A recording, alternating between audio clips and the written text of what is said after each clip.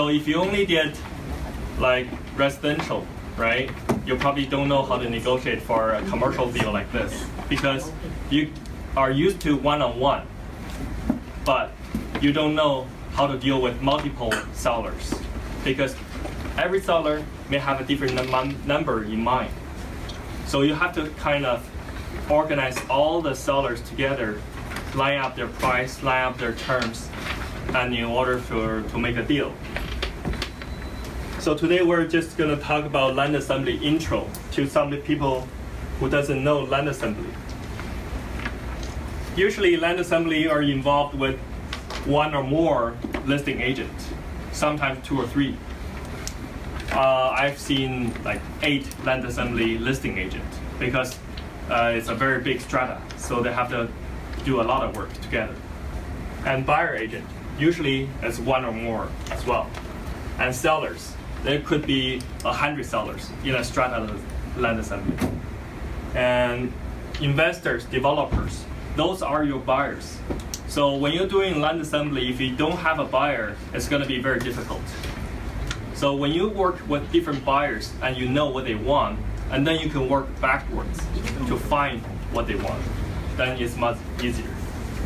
And also bank. Right now it's very hard to get financing.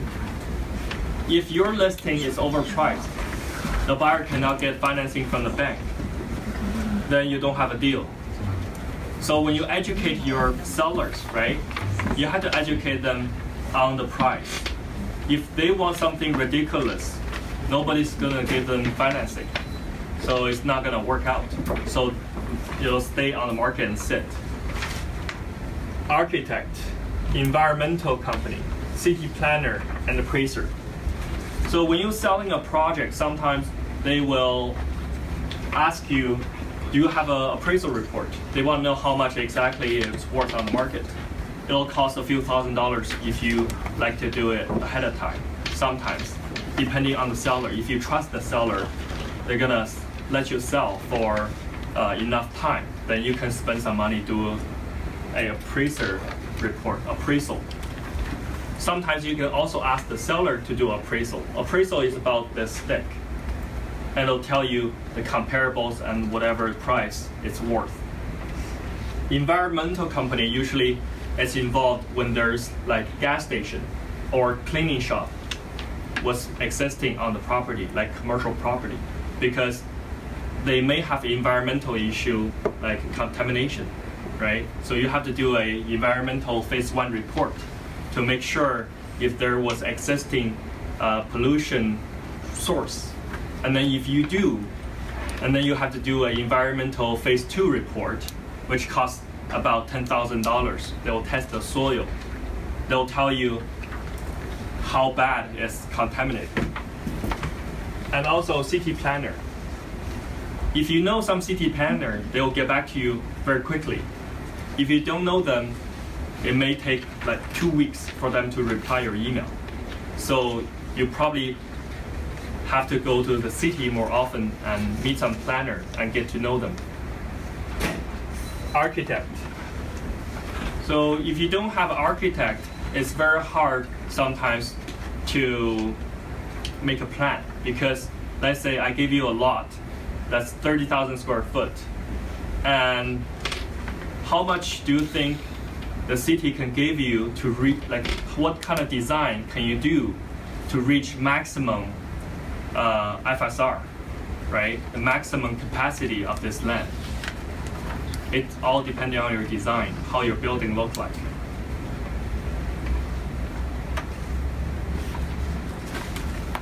So multiple lots, detached homes, or units of strata units sell as a package.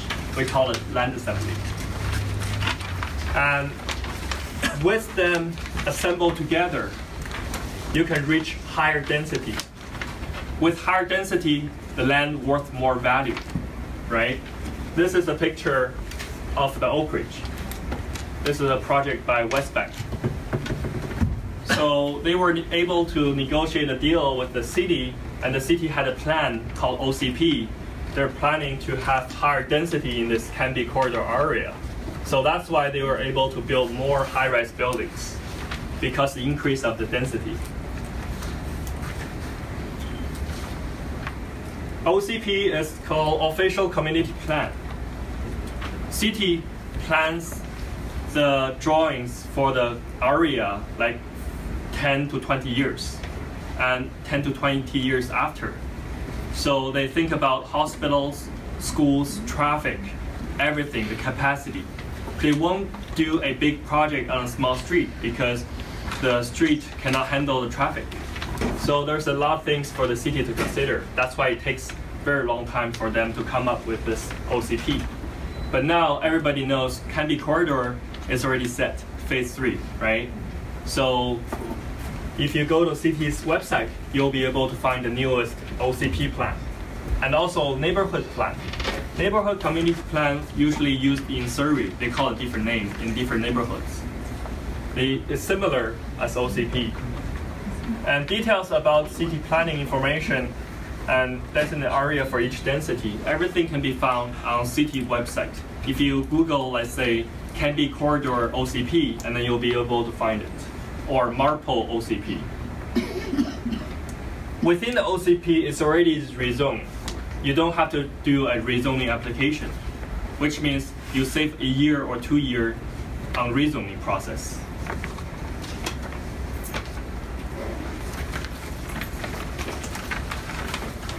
City usually will host public hearing. They'll tell everybody what is going on with the city, what they're planning to do. Like recently, we just had a hearing in Richmond, right? And they have different hearing in Vancouver or Coquitlam as well.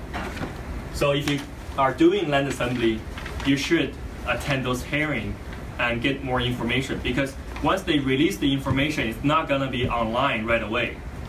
So your information will be earlier than others who doesn't go. So if you are doing land assembly, try to attend to the city hearing on the area you're working with. City website, city planner. Let's say if you have a lot, you can send it to the city planner, email to them, and then they can get back to you on what's the potential for the lot. Sometimes they tell you this lot cannot do anything. Then you save your time, not wasting your time on the project. So this is a OCP, what they look like. They have different color coding and tell you which different areas of this OCP and what does the color mean. Sometimes they have a legend on the side. They'll tell you yellow means low rise, whatever, or townhouse for the pink, whatever. So you have to check on the legend. So on the listing side, usually for land assembly, your job is to line up all the sellers. That's the most difficult part, because a lot of sellers, they don't want to move, or a lot of sellers, they want ridiculous price. So you have to line them up and negotiate with all the sellers to agree on a price. Sometimes, for example, you're working on a lot where there are 3 old houses and 1 newer house, like 30 years old, right? Or 20 years old. Then you're buying actually on the land only. You're not paying for the house. But the house owner, they will ask for more money. So you have to calculate and adjust how much the total project is worth, and then adjust between owners how much to give to allocate each owner. But sometimes you cannot tell this owner I paid $10,000 to you, then next owner, they have to keep it secret, because if the next door neighbor knows, right, they'll come back to you, hey, why do you pay next door $10,000 more? We're exactly same age, same size, right? You'll be in trouble. They'll keep asking more and more money. So it's very difficult to line them up and have them to agree on the price. And then you'll negotiate with the buyer. After everything's done, you prepare a package, you negotiate with the buyer. That's what the listing agent does. As a buyer agent, if you're working with the buyer, right, you have to find them a property. Like, how do you find a land assembly deal? Anyone know? You don't know. Near the That's one way. main streets, Yeah. streets. Door knock.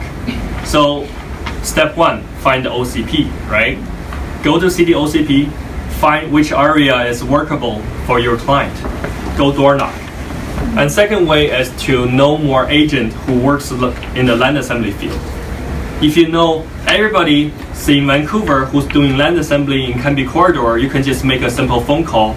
Hey, buddy, do you have a land? I have this buyer looking for a $20 million project. Do you have anything?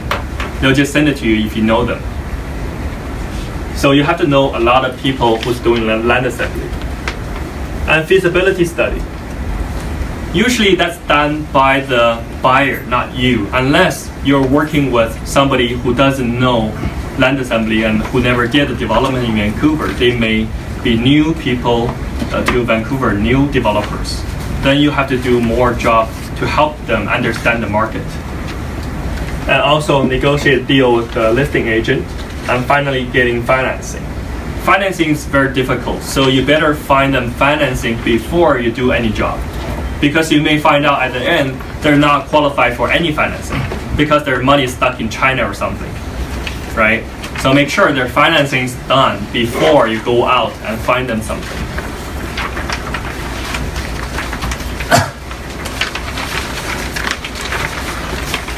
How to find owners? It's very simple, right? If you did residential, you know how to find owners. Door knock, call the tenants, cold call, mail to the owner, pull title search, then you'll find where the owner's living, right? Sometimes you have to camping in front of the door to wait for the owner. I know an agent who does land assembly in Canby Corridor. It's a she. She used to sleep in front of the house, like in her car, just to wait for the owner to do a land assembly deal. So sometimes you just have to do everything you could to reach the owner. Sometimes you have to mail a registered mail to Toronto to the owner, because a lot of investors, they live in Toronto. I see people living in the States, living in Taiwan. And one of my friends who flew back to Taiwan to find the owner. So it's like depending on you, how hard you want to go, right? How far you want to go. Maybe the owner's in Hong Kong, you may have to fly to Hong Kong to find the owner to negotiate, right? You had a question? What about those tenanted houses? Yeah, tenanted house, like I said, find the owner, pull title search. Or just talk to the tenant. Hey, Mr. Tenant, if you give me the phone number of the owner, then when my buyer buys this property, we can give you 3 months free rent, right? Give them some incentive so they can give you the phone number of the owner. But sometimes you don't have to do it. Just ask for the owner's phone number. Sometimes they give you the phone number, unless they say, "Oh, I'm not giving to the phone number," and then you can offer something, right, in exchange.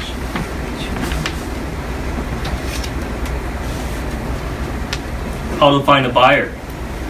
The easiest way to find a buyer is to go to website, Google developer, right? You'll have a whole bunch of developer lists, like Bosa, Ani, everybody will come up. So for those smaller developers, they won't show up on Google. What you do is you can go to HPO's website. Everybody knows what HPO is, right? Homeowner protection website. Yeah. It's a website where all the developer builders, they register their company. You can pull everybody in Vancouver, right, and call everybody, but there's probably a 3,000 builder list on there for you to call. Advertising, newspaper, internet, social media, other agents. In this business, if you know people who's in the business, it's easier for you to sell the property, because when they have a buyer ready on hand, right, they're looking for something, and you know somebody who's looking for something. For example, Stephanie, you're looking for a $20 million deal, and then when I got it, I just called Stephanie, right? Have a look. If you're interested, let me know. And also email blast your database. So you mean if you have all these like potential investors, you have to follow up with them like cold call and try to. Oh yeah, you can call them. Yeah, Yeah, sure. Usually when people who does this kind of business, they have their own database, developers database, or investor database, or agent database. So when they have something, they'll just email blast to everybody. So in this business, you better build up your database. Like the first day, I tell everybody, database is most number one thing you should have for your business. Doesn't matter you're doing commercial or you're doing residential.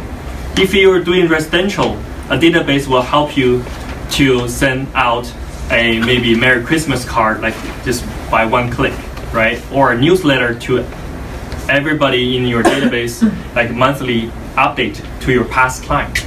So this way they know, they remember you're still in business. So if you did real estate for 5 to 10 years, are there clients who you never call back in the last 3 to 5 years? There must be some, right? They'll become someone else's client if you do that. You'll lose your potential client. Usually if you work on your database, the database will at least give you 10% business every year. If you have 1,000 people in your database, probably that'll generate 100 deals every year. You don't have to advertise anymore. You have 1,000 past client. They'll refer you client, right? You don't have to work as hard. And there's some basic things you should know about land assembly terms. Dollar, buildable, square foot. So when people ask you how much, you're not only tell them how much the total project is, let's say 20 million. They're asking you how much per buildable, because that's only measurement they can calculate and evaluate if this property is overpriced. For example, if they're selling market price for Canby Corridor at $450 for low-rise building, if you tell them, hey, this property I have is a really good deal, it's $500 per buildable, they'll tell you it's overpriced right away. So you have to know what's your dollar buildable. FSR or FAR, in different cities, they use different short term for floor buildable ratio to land size. So the land, for example, is 10,000 square feet, right? That times the FSR or FAR will give you the buildable square footage. For example, 20,000 square foot lot, FSR 2.5, asking $10 million. So you use this 20,000 square foot times 2.5, which means you can build 50,000 square foot. And then you use that number divided by the total asking price, you get $200 per buildable. That's your buildable. This is the number you're marketing. This number, you tell them this is the total amount, which will fit their budget, and this is the number they should know for their calculation.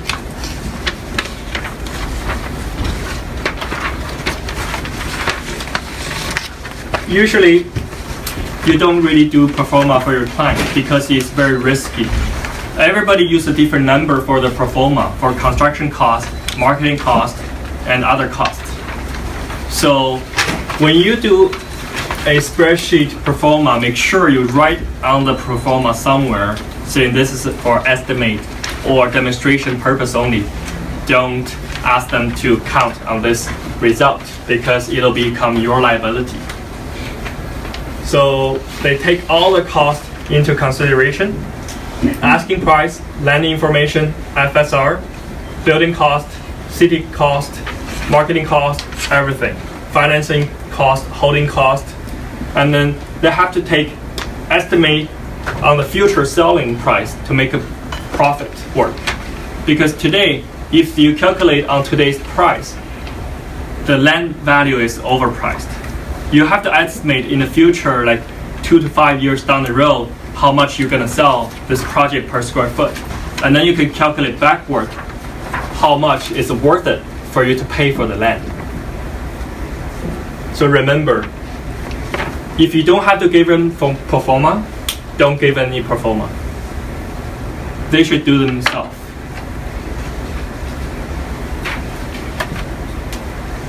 And then finally, the summary. Go over again. Find out the OCP from the city, and then find the owners. Make appointment. Show them how much they can get from the transaction. Line up all the sellers, then prepare for brochure for the buyer. Call all buyers you know, make appointment, present. Write offer and present to all sellers. Buyer due diligence. They do their own diligence. And buyers remove subject. Usually, on a good market, they ask for cash offer for the land assembly deal. Still, cash offer. Then you have to do all your feasibility study before they make an offer. In a balanced market or buyer's market, usually the subject removal will be anywhere from 3 to 6 months. And for closing, it could be anywhere from 1 year to 2 years, depending how you're negotiating the deal. Usually it's 12 months. And seller relocating. Because a lot of time, seller will negotiate a deal where there's free rent for the next 12 months. They can live there for free 6 to 12 months while they're looking for a different home, right? So if you're working on land assembly, try not to do relocating yourself. Find a partner. Find a relocating team to do the relocating for you, because it's a lot of work. You don't have time to do land assembly and relocating together, because there may be 10 owners, there may be 100 owners, right? You cannot do everything on yourself. You need a team. If you're doing land assembly, find somebody good at relocating people, right? So work together. Give them a referral. So after they've done the job, they'll pay you a good referral fee. Usually relocating team is run by like property management. No, just like residential agent. Yeah, relocating means finding them a new home, right? Just buy them a new home. But there's so many owners. You have to take like 20, 30 buyers out. You cannot do that yourself. You don't have time, right? So that's everything. 大家好，我是温哥华地产经纪周华。喜欢我的视频，不要忘了分享和订阅，谢谢。